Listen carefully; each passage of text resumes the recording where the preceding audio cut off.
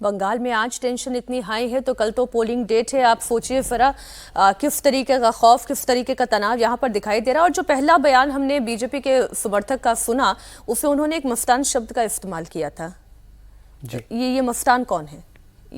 मस्तान सीधे जो टीएमसी के गुंडे। देखिए, सीपीएम के टाइम से एक बड़ा अच्छा लगा जो कहा जाता है, इसकी सत्यापना नहीं है, कि जो गुंडे थे उनकी पार्टी में उसको उन्होंने पुलिस में भर्ती कर दिया, जो पढ़े लिखे थे उसको टीचिंग में ला दिया, और उसके बाद फुल टाइम पॉलिटिक्स में। टीएमसी के पास ऐसा कोई वो प्रोफाइलिंग नहीं था। उन्होंने उसको आइडियोलॉजी को बिल्कुल, जो सीपीएम ने एक फसाड बना रखा था, टीएमसी ने उसको हटाया। अब हर जगह जो हमने कहा कि ये कैरम खेलने वाले लोग हैं, जो वहाँ का काउंसलर है, उसके साथ जो 5-10 लोग हैं, इन्होंने पूरी इकोनॉमी को कंट्रोल कर रखा है एरिया के। और देखिए, बंगाल का पोरस बॉर्डर है बांग्लादेश के साथ, तो एक पैरेलल इकोनॉमी चलती है। बीरभूम से लेके बांग्लादेश में एक चिटगांव को छोड़ दे तो बहुत पहाड़ नहीं है, कंस्ट्रक्शन के लिए सारा पत्थर, सीमेंट, बालू, ये सब का सब जो ये चीज़ें जाती हैं, आप देखेंगे कि ट्रकें जाती हैं। अब उसमें कितनी चीज़ें लीगल हैं, कितनी क्वाज़ाई लीगल है, कोई जानता नहीं है। हाईवे पे पूरे इंडिया में आपको कहीं पुलिस बैरिकेड नहीं मिलेगा। एक स्टेट है जहां पुलिस बैरिकेड रहता है, ये सिविक वॉलंटियर ये सब जाते हैं। तो ये जो मस्तान हैं, ये वो लोग हैं जो वहां पे इकोनॉमी कंट्रोल करते हैं। उनके थ्रू ही किसी का बिजनेस चलेगा या नहीं चलेगा। और उनको ये फ्रीडम टीएमसी में दी जाती है कि जब चुनाव का वक्त आए तो इस फ्रीडम के नाते तुम हमें वोट दो। ये पूरा का पूरा गिव एंड टेक का कल्चर है।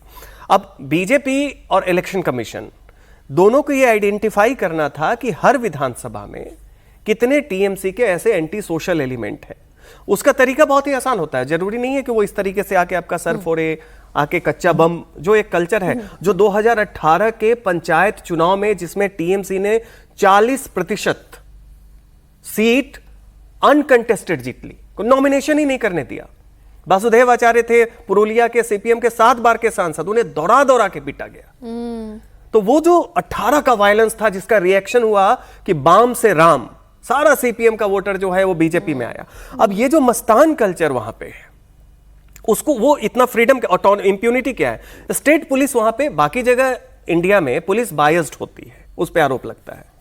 यहां पे पुलिस बायस्ड नहीं होती बंगाल में, वो पार्टी की कैडर होती है।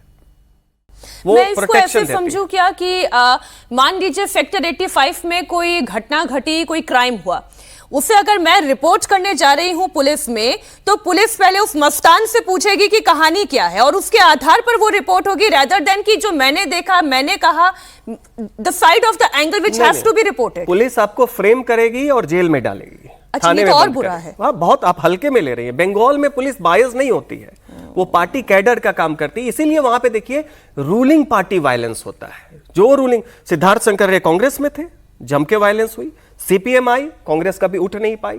वो तो नंदीग्राम और सिंगूर हो गया, जिसके कारण 30% माइनॉरिटी भी पलटे और बाकी लोग भी पलटे।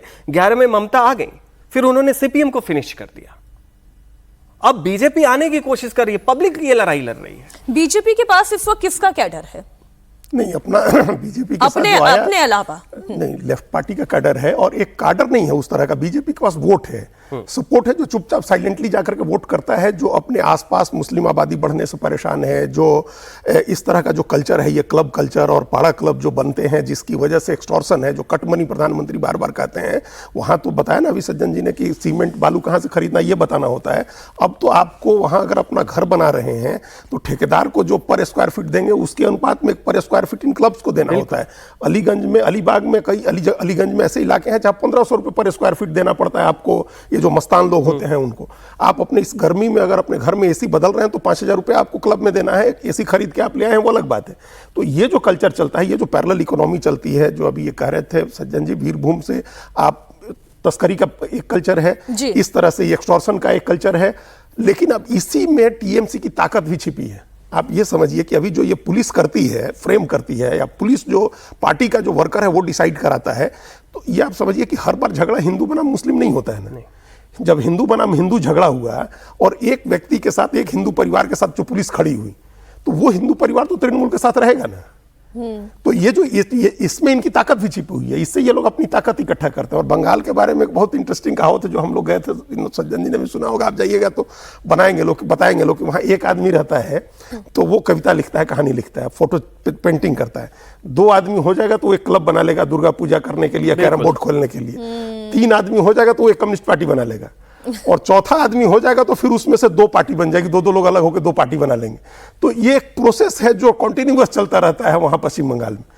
इतने एक्टिव लोग वहां बैठे रहते हैं दिन भर। अब एक खबर नॉर्थ 24 परगना से भी है, जहां हाली शहर में टीएमसी कार्यकर्ता पर फायरिंग हुई है। गोली कल प्रचार थमने के बाद चली है। रात करीब 8:30 बजे हाली शहर नगर पालिका के वार्ड नंबर 8 इलाके में 3 बाइक सवार बदमाश पहुंचे और एक टीएमसी समर्थक पर गोली चला दी। बदमाशों ने जिस वक्त फायरिंग की उस वक्त टीएमसी समर्थक प्रसन्नजीत मलिक उर्फ राजा अपने घर के बाहर खड़े हुए थे। बदमाशों ने उन पर देसी कट्टे से फायरिंग की। गोली लगने से राजा घायल हो गए। वारदात को अंजाम देने के बाद हमलावर बाइक से फरार हो गए। घायल राजा को तुरंत कल्याणी के जवाहरलाल नेहरू अस्पताल में भर्ती कराया गया, जहां उनका इलाज चल रहा है। घटना के बाद इलाके में दहशत का माहौल जाहिर है होगा ही।